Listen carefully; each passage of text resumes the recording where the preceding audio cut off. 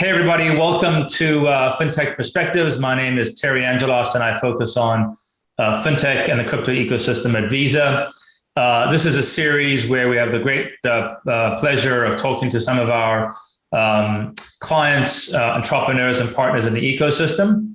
And today, I'm thrilled to welcome Ben Soppitt, the co-founder and CEO of Unifimoney. Welcome, Ben. Thanks, Terry. Great to be chatting with you. Ben, let's talk about accents. I have one, you have one. Where are you born? Where are you from? And how did your sort of fintech journey start? I'd love a quick background on your journey. Yeah, so I'm originally English. I got involved in fintech 15 plus years ago when I worked at the GSM Association. We were asked by some of the mobile network operators to figure out how we could move money between bank accounts in developed economies to mobile phones in emerging economies. And through that work, I started working with companies like Western Union, Visa, others. And eventually I moved on. I moved to Indonesia to launch a digital bank.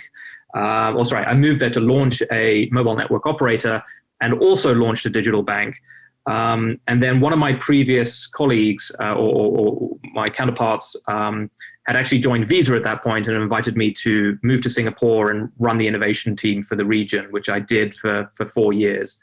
Then moved to San Francisco, again with Visa, looking at, and this is where you and I met, looking at what the future of credit was, in particular for highly digitally engaged consumers, affluent millennials. And that was part of the genesis and part of, we've taken a lot of that work and a lot of that thinking and really adapted it to what we're doing at Unifimoney. Yeah, we actually had a very short working relationship at Visa. It was great to see you start Unify. I'd love to just get a little bit of background, kind of why did you start this company? What gap did you see in the market that motivated you to launch Unifimoney? Yeah, absolutely. The original concept was really something similar to Brex for consumers. And we didn't see any real competitive threat to the incumbent credit card issuers. And we felt that was a significant gap in the market. We also saw that with all of the activity happening around fintech and neobanks and financial, alternative financial providers, there seemed to be an overwhelming focus on the subprime market.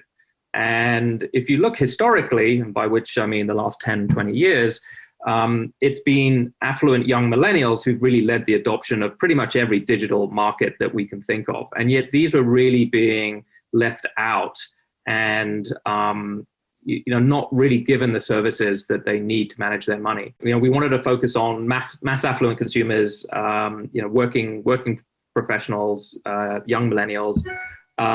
We wanted to look at how we really solved for broader financial services issues than simply access to your balance or your spend history.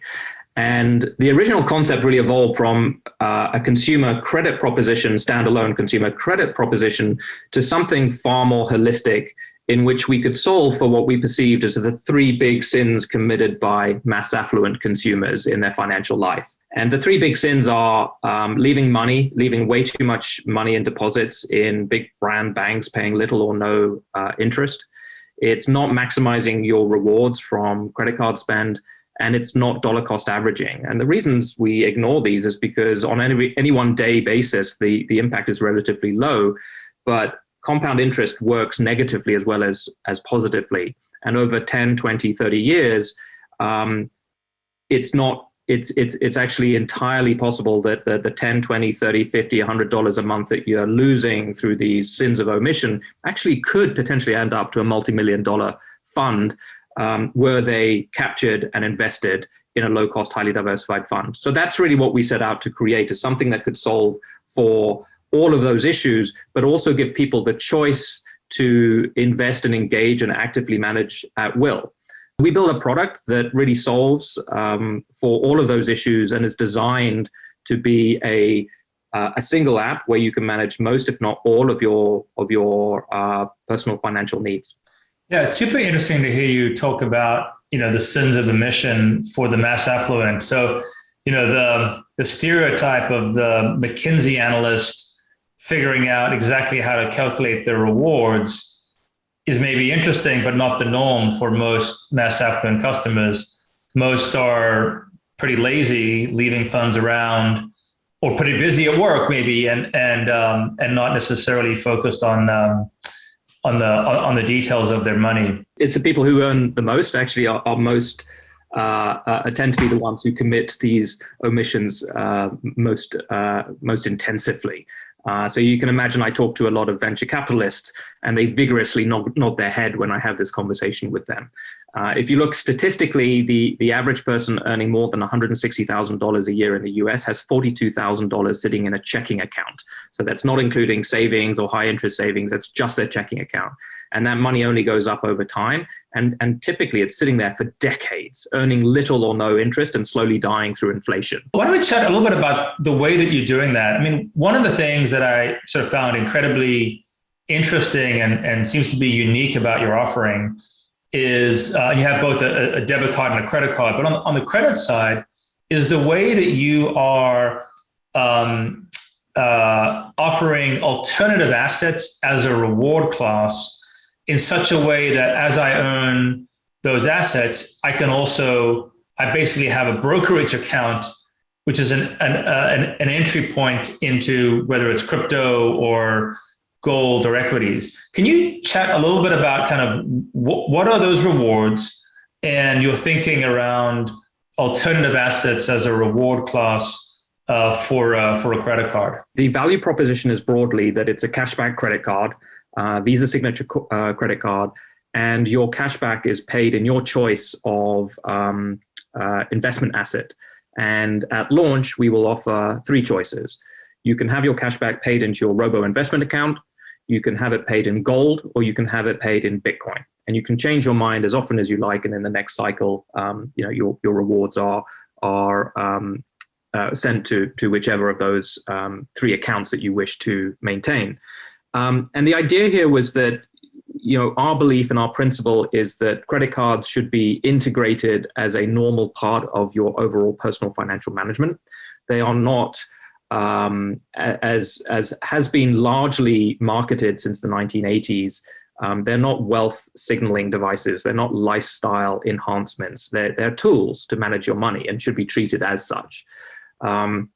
So by integrating, rather than use points or rewards, which, in our view, really are there to encourage more spending, we've created this idea of multiple assets that actually accrue or potentially accrue in value over time, so that you're actually contributing to your overall wealth over time, rather than stimulating your own spend. The reason we've chosen three different asset classes, and we'll add more later, is that we believe in customer choice. So obviously Bitcoin is very, very top of mind for many people at the moment, but that may change. In some people's personal circumstances, they may prefer ETFs, or they may prefer precious metals. You guys have rejected the whole narrative of the metal card as a status symbol for the mass affluent, and does something really interesting with your card. Tell us about the physical card and some of the values that are, imbued in that card. Yeah, so we wanted to subvert that narrative around affluent card being black and metal. And instead, we chose to make our cards out of recovered ocean-bound plastic. So our cards are literally made out of plastic bottles picked up off a beach in Thailand or something similar. So they actually feature that little logo. And on the back, if you can see the little turtle there, on the back, it gives a little explanation about what that means. We also sponsor the Ocean Foundation, so that every time the card is used, we donate to the Ocean Foundation.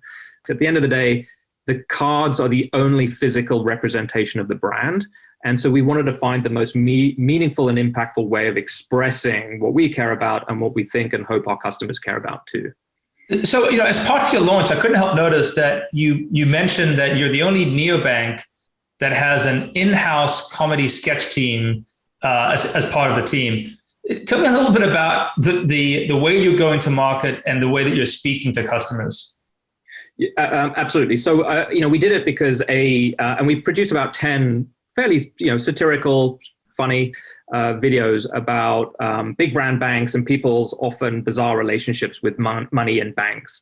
And we did it partly because it was fun and partly with very serious intent, in that a lot of people are very reluctant and resistant to engage in talking about financial services and banking. You can walk into any bar in the world and start a conversation about sport, but most people can't even talk to their partner about what they spent on their credit card last year. So we had to get permission to talk to people. There's also there is a psychological bias in many people, particularly affluent, educated, successful people, whereby they, it's about avoidance of the cognitive pressure of feeling that maybe that you made a mistake, and particularly in something as, or you bought a poor product, or you made a bad decision, particularly around something as important as money. And there's a very fine line between education and insult. The other element is our customers, as we discussed earlier, are going to be natural contrarians. The people who are looking for new solutions, who are open and prepared to move their banking institution, are natural contrarians. These are people who are independent of mind and spirit, and we wanted to appeal to that. And we felt the best way to do that was by creating a series of satirical videos, funny videos that really poked fun at the inherent conflict between how we behave and how we should be behaving, or how we think. We worked with a really brilliant team down in LA. They didn't have much work on because of COVID. Young team, and we partnered up with them, and they produced every one of our videos to date. They're all available on YouTube.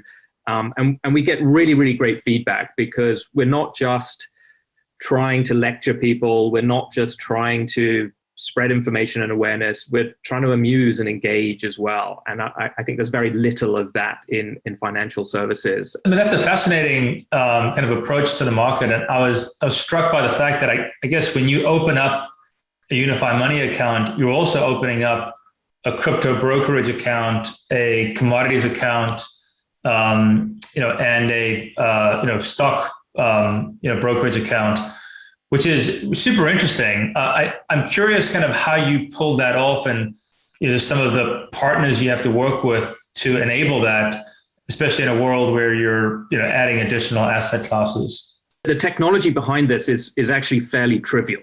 And the technology is not the barrier or the moat. The barrier or the moat is the ability to work with multiple different platforms in very different, highly regulated industries. So consumer lending, investing, and banking, and different asset classes, all of which are treated and looked at differently by the regulator.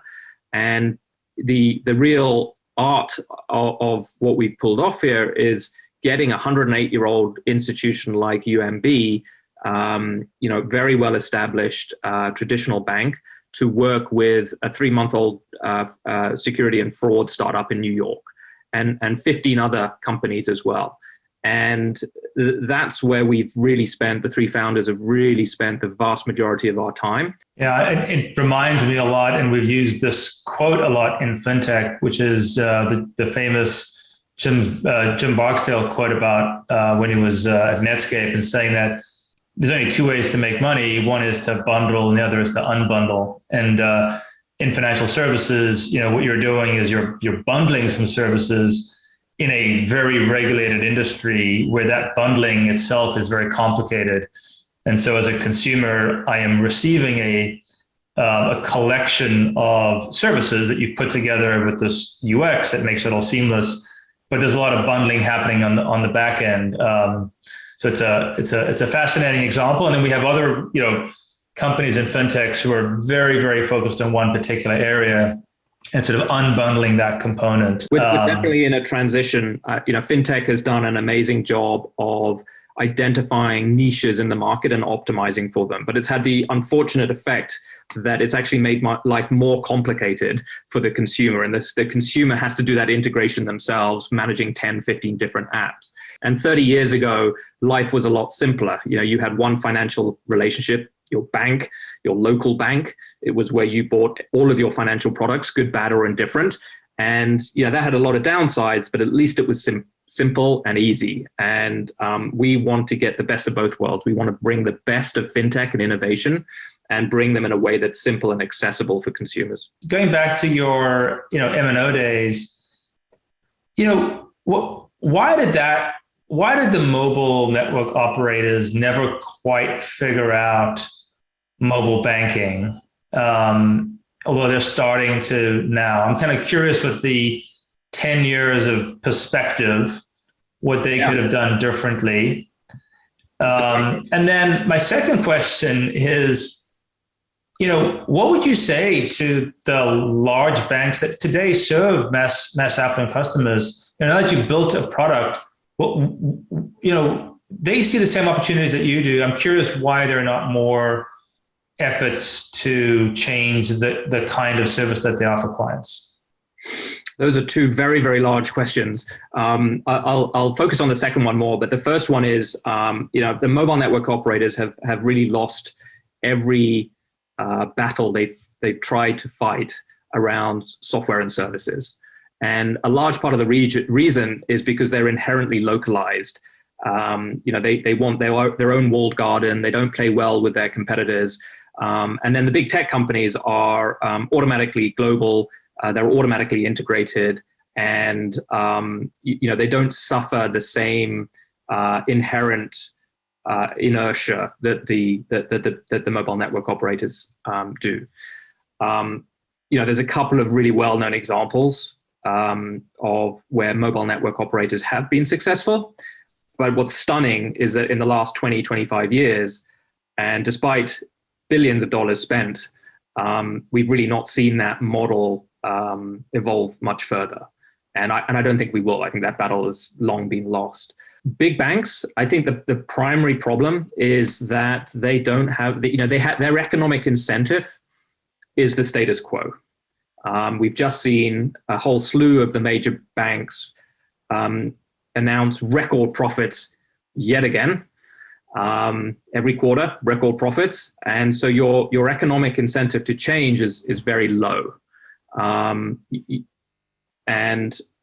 easiest thing any of them can do is move from providing, in terms of value for money, for example, as an industry which deals with money, you'd think value for money would be a core component of any value proposition, but it's almost absent.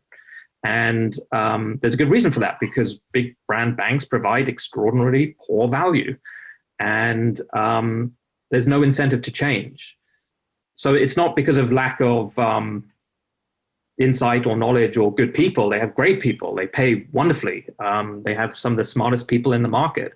But if your economic incentive is to maintain the status quo, then you're clearly not going to change. There's a load of ancillary reasons like, legacy infrastructure and enormous compliance and other departments that are really built for conservatism. But I think the primary driver is they're not going to change until the economic incentive changes. It drives them to change, and that's not going to happen for a good 10, 15 years. I wanted to focus on a couple other areas. One is, what advice would you give a fintech founder starting out a company today? So I think that the best advice I can probably give is, accept that it's going to be very stressful. It's quite a demanding, emotionally demanding journey. And secondly, prepare yourself for mistakes and failures, and be aware that how you respond to those is what is going to drive your success, not how many or how frequently you make them, because you will be, and it's unavoidable, but it's how you respond to it and how you overcome that is critical. Ben, thank you very much for joining us today. It was a fascinating conversation, and we wish you and the Unifimoney team the best of luck. Thanks, Terry. It's been great talking to you.